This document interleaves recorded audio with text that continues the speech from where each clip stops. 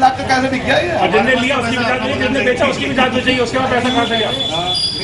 सही करना। 4 से 8 पैसे अगर दिए जाएंगे तो उस लागत में वो मकान बिकने शुरू होंगे। इन लोगों की मांग ये है कि सर ऐसा है, देखिए हमारा एक छोटा परिवार है, कॉलोनी हमारी बची हुई है, अपने हाथ से बची हुई है। अब इन्होंने क्या करा, अब गेट पे इस बार ईद बकरा ईद हुई, जानवर का मांस डाल के नई प्रथा हम साफ करवाते हैं, वो आगे फिर एक नई हो जाती है। हमने एक ऑब्जेक्शन भी उठाया है, तो एक तरफ से हमने रास्ता ही बंद करवाया है गेट का। आप देखें तो आप देखिए दीवार बनी हुई है, आप इसको दिखा भी सकते हैं, हमने बंद भी करवाया इनसे कि कह पेश है, बोले यहाँ पे नहीं चलेगा, लेकिन फिर भी नए नए तरीके से उत्पीड़न करना। लोग हैं वो जो ये हरकत कर रहे हैं सर ये हमें नहीं पता, देखिए विशेष समझ आएगी। आप ये बताइए, आप हम किसी को विशेष को कैसे नाम लेते हैं जब तक हमारे सामने नहीं आता? हमें सुबह दिखता है, हम साफ करते हैं, मंदिर ये अपने हाथों से हमने बनाया है, सबका करा है, उसके बाद करने के बाद हमें फिर नहीं मिलता, हम क्या क्या बता सकते हैं इसमें कौन है? ये प्रशासन का काम है जांच करना, हमारा काम नहीं है। हम प्रशासन से चाहते हैं या तो देखिए इस व्यवस्था को इसे दुरुस्त करा जाए कि जो हमारे ये 3-3 गुना रेट देके ये मकान, जो अगर 1 लाख और 50 लाख का मकान है, ये 3 करोड़ में 2.5 करोड़ में खरीदे, इनके पैसा कहाँ से आ रहा है? ये जांच हमें भी पता चलना चाहिए कि हमें भी कोरोना काल में हमें वहाँ दाल रोटी की व्यवस्था हो रही है, लेकिन ये 3-3 गुना खरीद रहे हैं, कहाँ से आ रहा है इनके पास?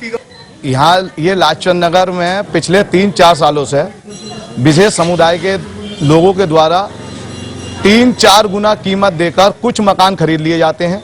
उसके बाद जो कुछ अड़ोसी पड़ोसी बचते हैं उन्हें जबरदस्ती परेशान करके उनके आगे बकरा ईद पे ओश डाल के, जैसे अभी 15 दिन पहले इसी कॉलोनी के बाहर गेट पे हुआ, ऐसी व्यवस्था करी जाती है। कुछ शरारती तत्व जो है ऐसी व्यवस्था फैलाते हैं जिससे दिक्कत आती है यहाँ पे और जो लोग रहने वाले हैं। तो इसलिए इस कॉलोनी के 81 परिवार हैं, 81 घर हैं यहाँ पे, सबने एक साथ मिलकर यही व्यवस्था बनाई है कि भाई 4 जने बेच के चले जाएंगे, 6 जने बेच के चले जाएंगे, फिर बाकी 70-80 लोगों को दिक्कत होने वाली है। तो इसलिए इन्होंने यहाँ पर शिव मंदिर कॉलोनी के लोगों ने अपने मत से और बिना किसी के दबाव में सबने एक साथ मकान बेचने का, पलायन करने का यहाँ से ये निर्णय लिया है।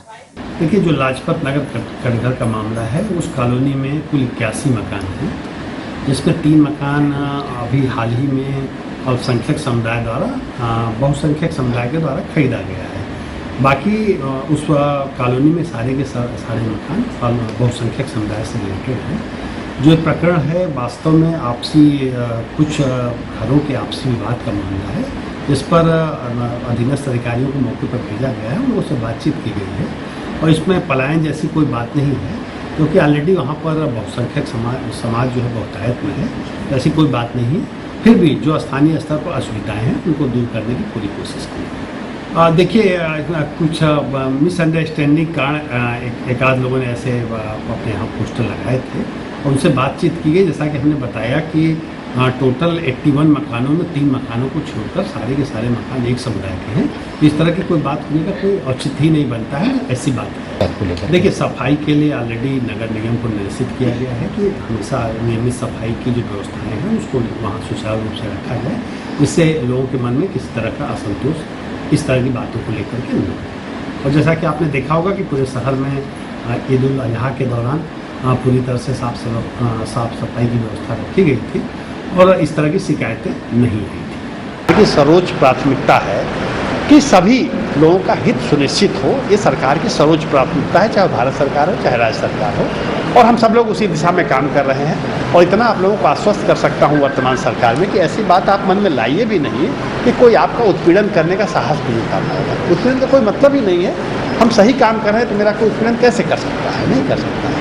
बाकी पूरा प्रशासन आपके जेन्युइन बातों को आपके साथ खड़ा रहेगा, जहाँ भी जेन्युइन बातें हैं आपके साथ खड़े रहेंगे, और कोई अगर आपको असुविधा होती है तो हम लोग हल करेंगे। तो रही बात जो 2 मकान बिक्री हुए हैं उसकी बात आप लोग करें। डीएम और एसएसपी साहब आए थे, रामलीला मैदान में मीटिंग हुई, तो उन्होंने हमारी बात सुनी। हमारी बात सुनने के बाद उन्होंने ये निर्णय निकाला, भाई देखो, हम किसी को मकान खरीद या बेचने के लिए किसी पे प्रेशर नहीं डाल सकते, क्योंकि कानून में ऐसा कोई व्यवस्था नहीं है। अगर आप लोगों को कोई परेशानी है, कोई दिक्कत है, तो उसका हम समाधान करेंगे। इस समाधान के चलते उन्होंने हमें बताया कि आप अपनी जो कमेटी लाजचंद नगर जो समिति है, इसमें आप समिति को आप रजिस्ट्रेशन कराइए, उसमें आप अपना बायलॉज रखिए, जो भी आपको रखना है, जो भी आपको कंडीशन रखनी है कि आपको कोई भी व्यक्ति किसी भी दूसरे समुदाय के व्यक्ति को मकान नहीं बेचेगा, आप उसमें शर्त रखी है उसमें हम आपकी मदद करेंगे। और ये जो मकान दोनों बिक चुके हैं इस पर उन्होंने हमसे कहा कि हम प्रयास करेंगे अपनी तरफ से भी, और आप भी अपनी तरफ से प्रयास करिए कि ये जो मकान है अगर वापस हो जाए। उन्होंने वापस करने के लिए या रजिस्ट्री कैंसिल कराने के लिए हमें आश्वासन कोई नहीं दिया।